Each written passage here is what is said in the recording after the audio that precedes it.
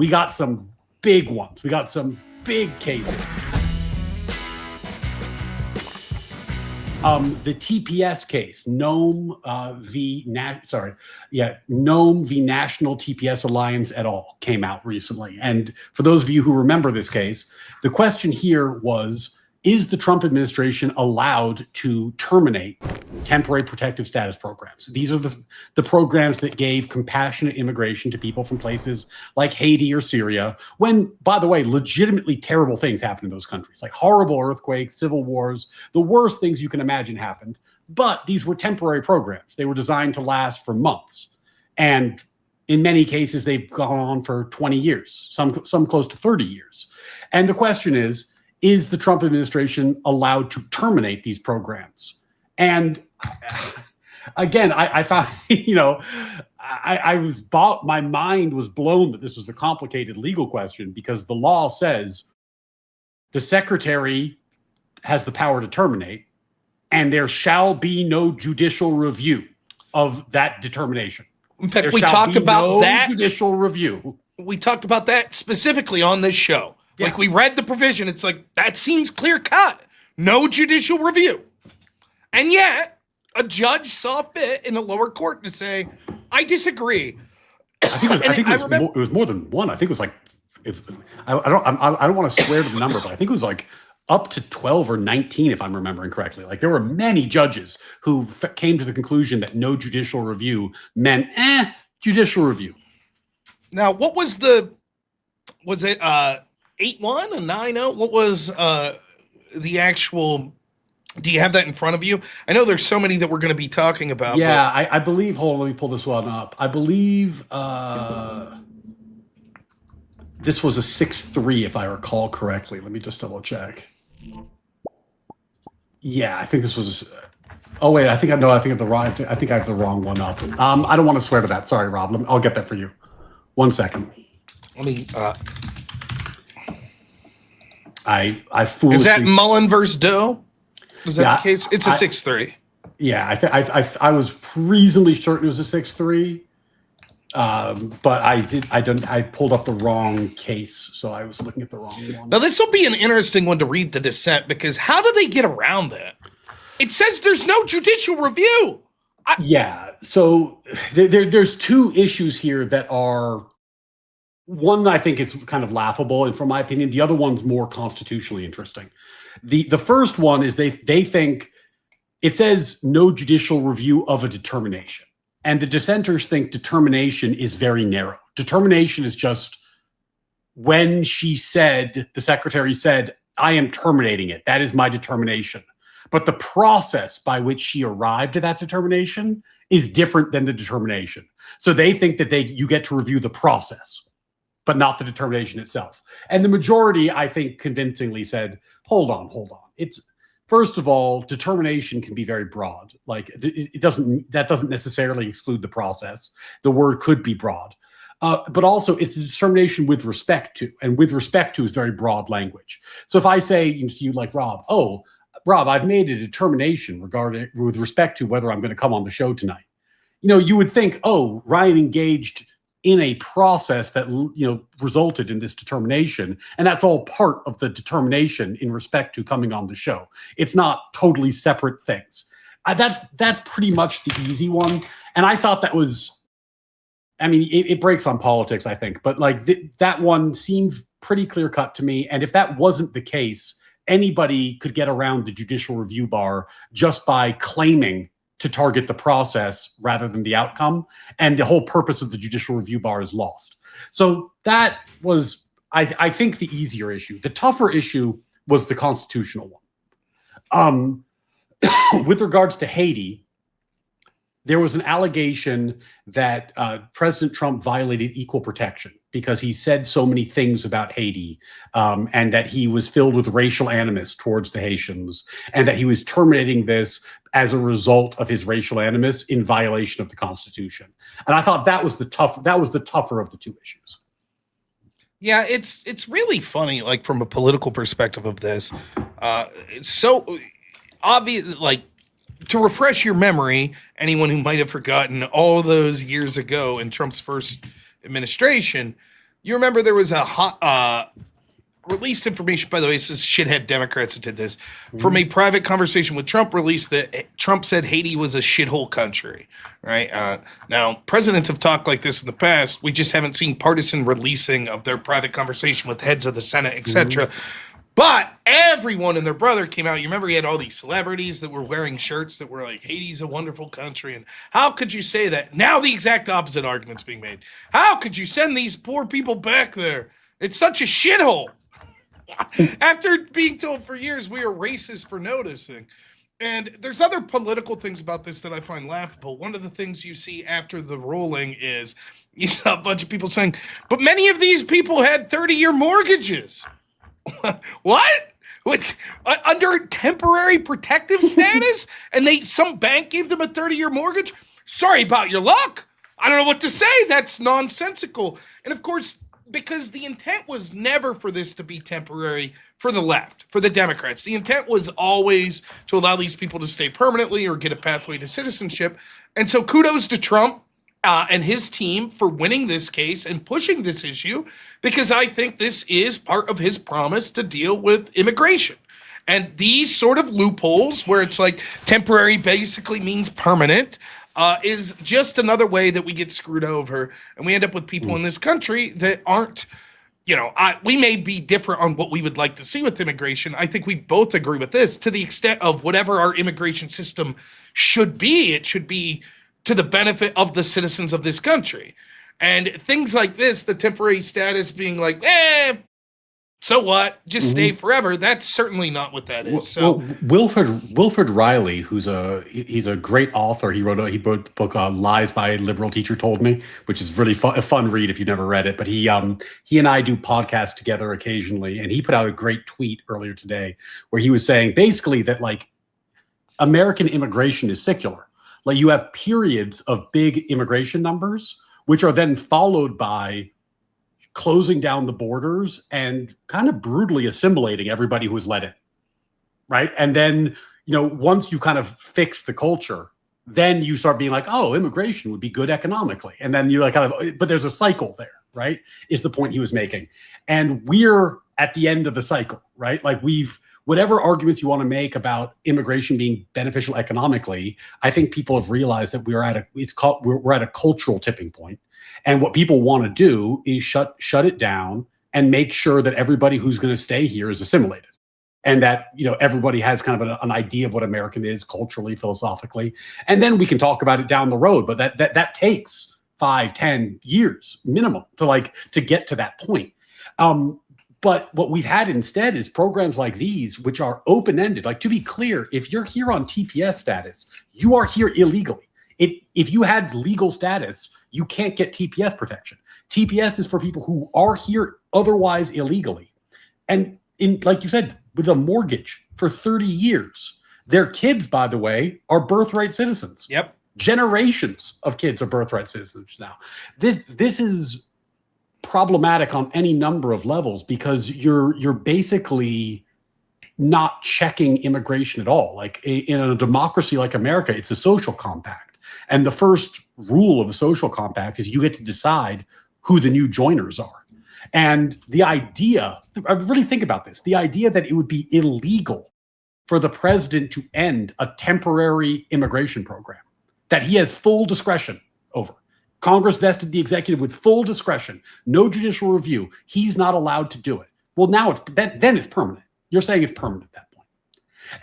Sorry, I'm ranting a little bit, but the thing that was getting me about this is that they said, and they made some clever legal arguments. I do want to credit them because some of the arguments were pretty clever. But when you bottom them out, they're saying Trump can't end the Haitian TPS program because it would have a disparate impact on a race of people. It shows his racial animus.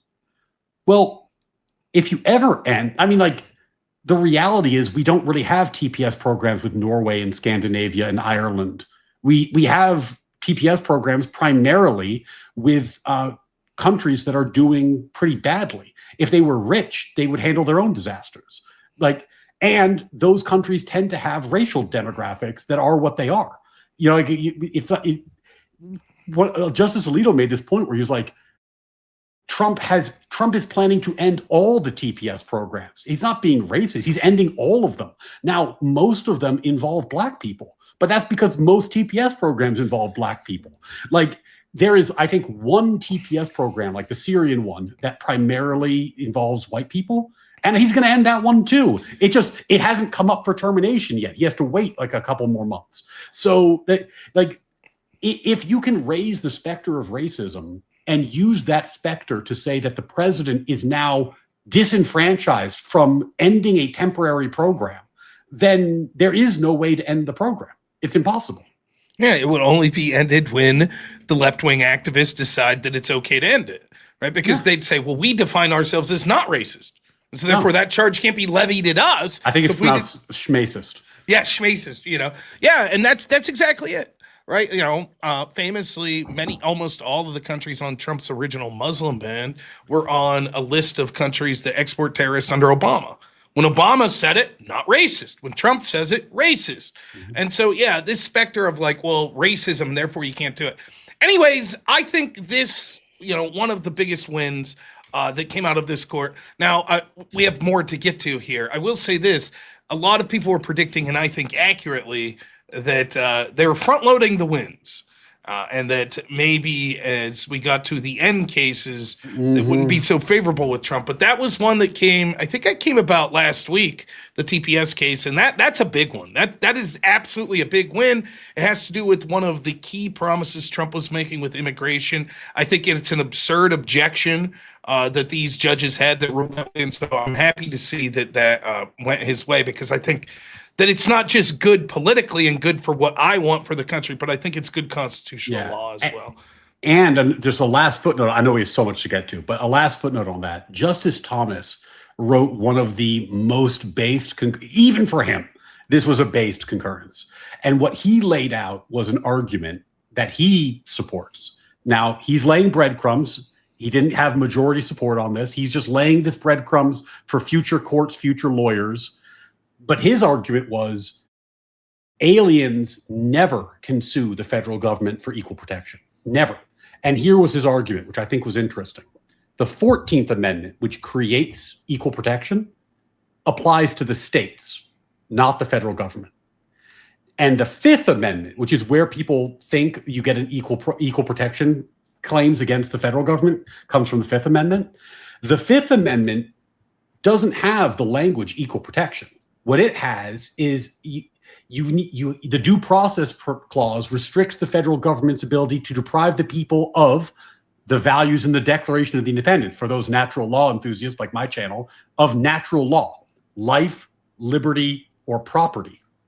But an alien does not have a property interest in being in the United States, nor do they have a liberty interest in being in the United States, right? So his argument is, the 5th Amendment doesn't cover aliens seeking to sue for equal protection against the federal government. Therefore, such a constitutional challenge should never exist. And we shouldn't be going through this rigmarole of, was Trump being racist? It's actually totally besides the point.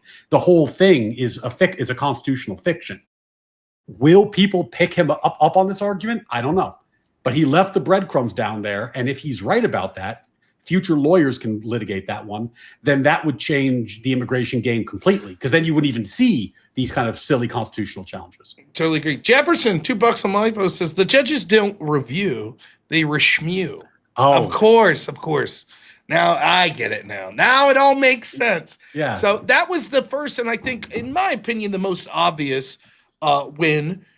Were there any other things that you saw as wins that came out of the recent cases that came about? Yeah, Trump v. Slaughter was a big one. This was the case, this is a little bit of a deep cut for people who are into like normative politics. But for those of you who are in kind of like, the Federalist Society types, one of the big issues for originalists is unitary executive theory.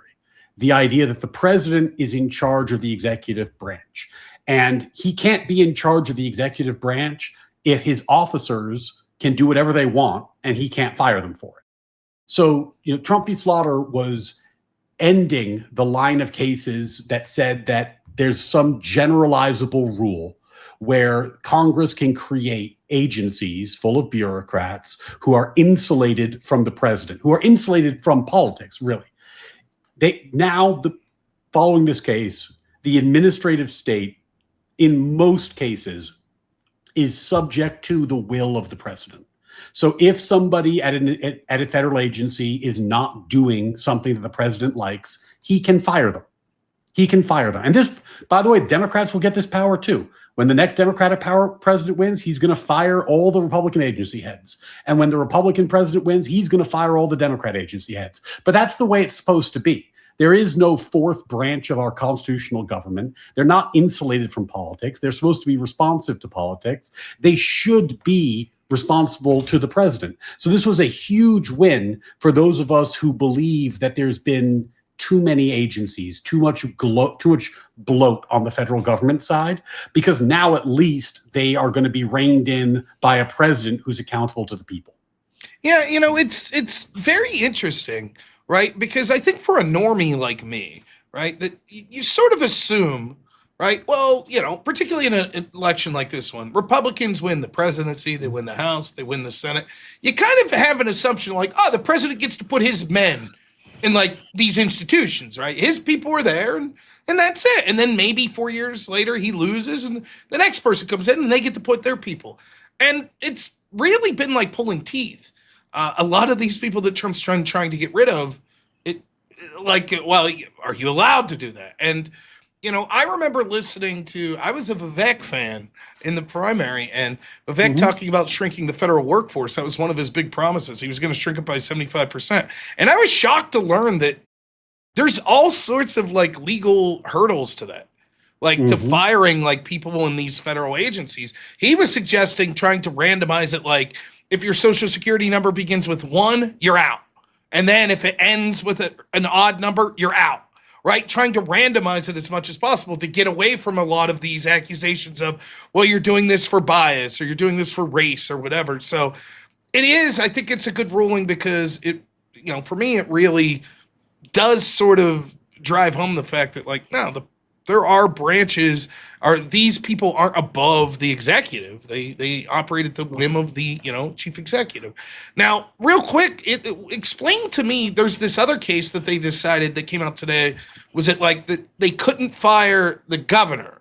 Can you explain that? Like, how does that differentiate? Because logic would seem to intuit like, well, look, if he's able to fire these people, then this other position, he would be able to fire. Yeah, but they rolled in a 5-4. Looks like they kicked the can down the road. What it looked like. I wish they kicked the can down the road. That would have been the correct thing to do. These cases, this one's called Cook. This one's can you fire the heads of the Fed? And the answer there is no. And you might be asking yourself the very basic question, Rob, that if I just said in one case they said the president is the executive, he can fire the heads of agencies that wield executive power because they're in his department. How come they can't fire the head of the Fed? And by the way, the Fed clearly wields executive power. They can debank people, they can investigate, they can fine. These are all executive functions. So how is it that the president can't fire them? And the answer is it's incomprehensible. I'm just going to be as candid as I can. The Cook was decided by the 3 liberal justices who obviously disagreed with Slaughter. So they would have gone the other way on that case. And then Kavanaugh and Roberts, who I think they decided this case on purely practical grounds. They believe that disrupting the Fed could be economically disastrous and destabilizing, and they didn't want to open that can of worms. Legally, and by the way, they might be right. I'm not an economist. I'm not going to take a position on that. Sure. But legally, I don't think what they did makes any sense. I think that it would have been fine to do what Justice Thomas wanted to do and say, no, that's executive. One rule for all the executive agencies. Let's be legally consistent, guys. That would be a fine approach. Or to do what Gorsuch and Barrett wanted to do and say, we don't have to decide this case today. The Trump team specifically said, we don't want the constitutional issue decided. We're not going to argue it. We're going to let that go. We're not swinging at the ball. Since we don't have to decide it, we aren't going to decide it and kick the can down the road. I think those would both be fine approaches, but the majority decided to swing at the ball and they said, no, it is constitutionally protected. Is that wildly inconsistent with slaughter? Yes. I don't actually think the two can be reconciled. You can make a little bit. Sorry, let me try to put on my best majority hat and see if I can do it. I think the argument I would make is the Fed has a unique history and tradition of being insulated from political control, and that history and condition should be taken into account, and therefore it is insulated in a way that no other similar agency is insulated, and that it has a unique one-of-one rule. I don't buy that because I don't think you can use history to both establish the rule and the exception. It just doesn't make sense, and I don't think the history holds up. This is kind of a deep cut, but the national banks didn't wield executive power historically. They were banks. The modern Fed does wield executive power. So I'm not even sure the historic analogy is a good analogy.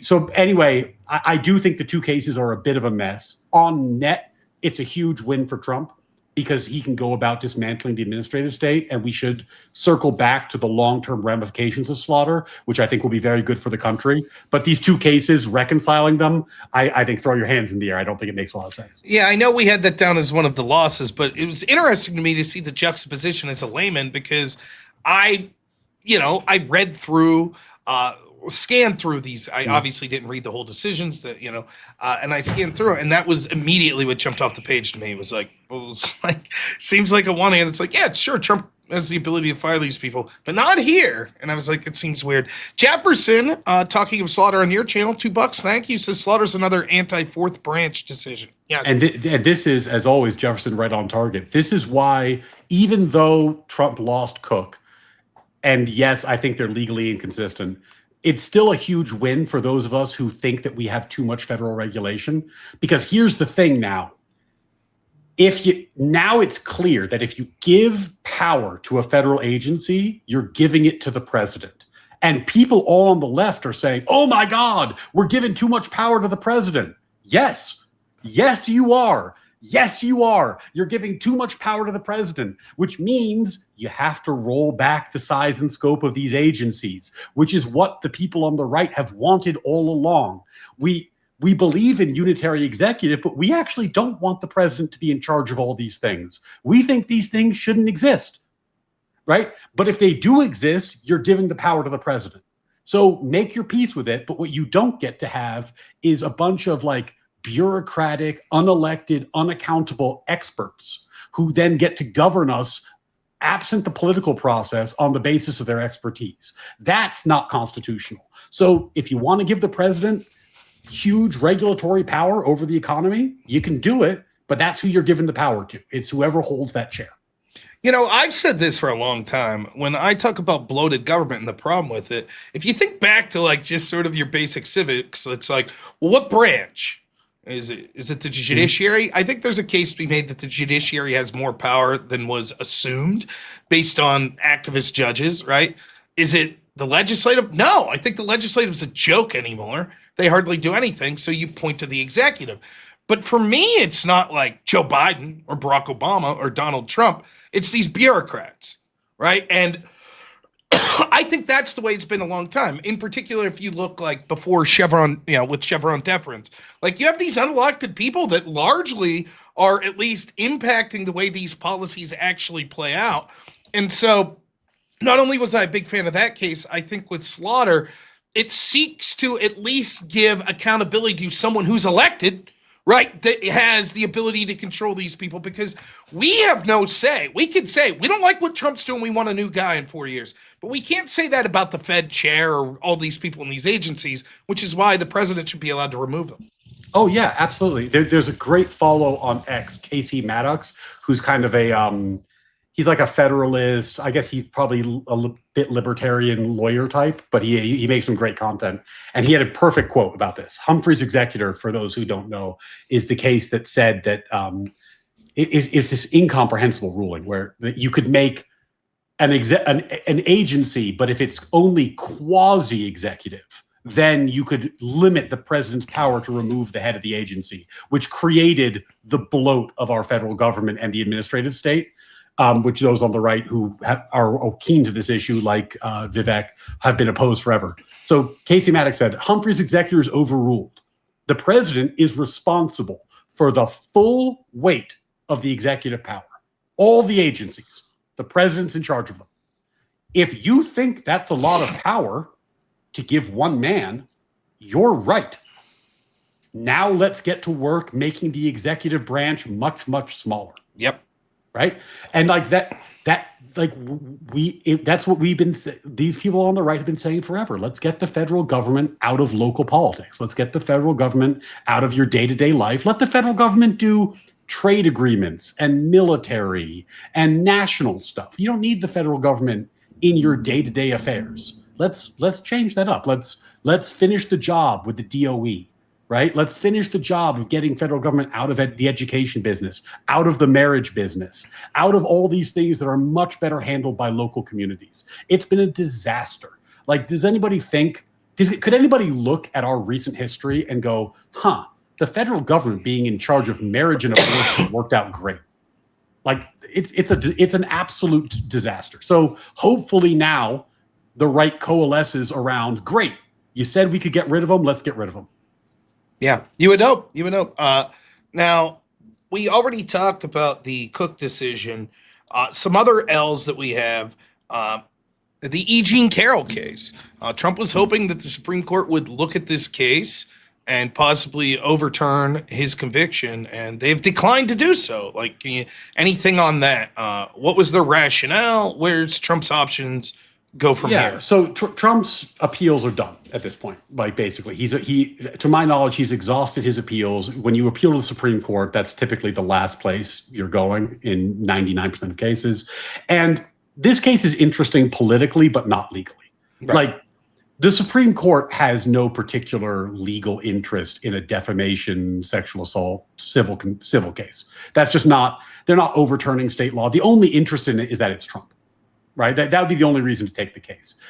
So it's an L for Trump on that side, in that he's going to have to pay the money. He has the money; he'll be fine. The thing that's important about this case, and the reason I think the Eugene Carroll case is worth talking about, is we've been hearing for months from people who have kind of outed themselves as lunatics that the Supreme Court is so corrupt, so just toadies in Trump's pocket, so viciously under Trump's control, that they are justified in tyrannically packing the court and burning down the Constitution next time they get power, right? Well, here, the Supreme Court had the option to save Trump $5 million and do nothing to upset the legal. Like, it would have been very easy for them to say, like, we take the case, Eugene Carroll, you're wrong, fuck off. We give very few legal reasons. This doesn't change anything. Fuck yourself. Like, if they wanted to do it and they really were corrupt and in his pocket, they could have, but they didn't, because of course they're not corrupt and they're not in his pocket. And they ruled against him on the Cook case.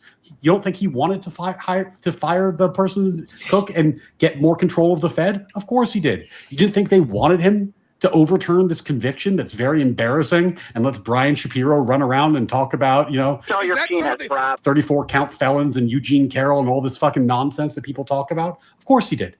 But they didn't, because they're not corrupt. So, of course, this will go unremarked upon by the Pack the Courts class. I don't think you'll see a single one of them say, oh, you know what? It turns out the evidence is mounting that the court is not in Trump's pocket. Nope. Whenever something pops up where the court does something that disfavors Trump, they just fucking ignore it. And if you ignore all the cases where they rule against Trump and only look at the cases where they rule in Trump's favor and then go, aha, I cracked the code, Rob. It turns out this court is biased. It was like, well, of course they are. Look at how you sorted your evidence. Yeah, I thought the same thing. Like, there's been some significant, the mail-in voting case, the tariffs case, which we talked about previously. And when, we've brought this up to people we've debated. How do you explain this? Like, if Trump was, when I was debating the guy and it was like, about packing the court. Well, we know the Republicans would. Why didn't they? The court have ruled significant things against Trump's agenda. He has the House. He has the Senate. He could say, okay, fine, end the filibuster, pack the court. He didn't. No one even suggested it. It's nowhere on anyone's radar. And implicit in that is not only have they not tried to pack the court, but implicit is the court's ruled against them. That's the other, arguably the biggest ruling today, maybe with the longest ramifications, the mail-in voting. Now, this is a huge blow to the Trump administration and a key issue they've had on, securing our elections. Basically, it looks to me from an outside perspective, a layman, this is what was ruled upon, that you could accept ballots that are postmarked election day or prior to election day that are received after election day for an indeterminate time. I don't think it announced how long you're allowed to accept and count those ballots, but this is something that Trump's team was arguing against. I remember me and you talking about sort of the statements we heard on this case where, it was like, is it election day or is it election week? Is it election month? I thought this was kind of shocking. I thought this was a case that, the Trump administration had a good chance to win. And it was a 5-4 against with some pretty scathing dissents. What say you? What do you think this case? Is it as bad as people are saying, or is it more nuanced? I want to model good behavior here because, like, you and I talked about this case. I thought the best interpretation was that election day is election day. But I want to be like, I want to put on my legal analysis hat, not my advocacy hat, right? The law just says the phrase election day, and it's not the Constitution. It's just a law, right? You could change the law. If you're really serious about this, get the Save As Pact, it changes. So this is not the Constitution. This is fixable. But the law just says election day is blank. And then the justices were arguing, does election day mean the day you cast your vote? Which would mean that if it was received later, that's still okay. Or does it mean the day you cast your vote and your vote is counted, right? Is election day just the voting, or is it the voting and or at least the receipt by the government, right? So that was the question. And to be honest with you, it could go either way. Like, it's not like the law is clear on this point. Like, I think there's a good argument that election day means when you cast and it's counted, but the argument for it's when you cast isn't terrible. Like, these are both plausible interpretations. I would have preferred that we won this case. That's my preference. But it was a 5-4. It was a close 5-4, and I'm not going to burn down the court over it. All right, it was plausible on both sides. We lost. I'm not going to pack the court to win this issue. What we should do is we should change the law. Go past the SAVE Act. Pass the SAVE Act, and the whole thing is solved. So it's a bummer. But I do think it was a close call, and because it was a close call, you see that in the 5-4 split. It's one of these things that's like, in an ideal world, I don't even have a problem with this. I put my ballot in the day before the election in my mailbox. Heaven forbid there's something happens. My local postman gets sick. They have a difficult time finding someone. By the time my ballot gets there, it's 2 days after. I think most people would say, hey, okay, we can count that. Like, things happen. No big deal, right? The problem is the same thing you see so much with the left. You give an inch, like immigration, it's the same thing. Sure, this person's fleeing some sort of violence, we'll bring him in. Oh, and his 10 million friends behind him as well. You have to take them.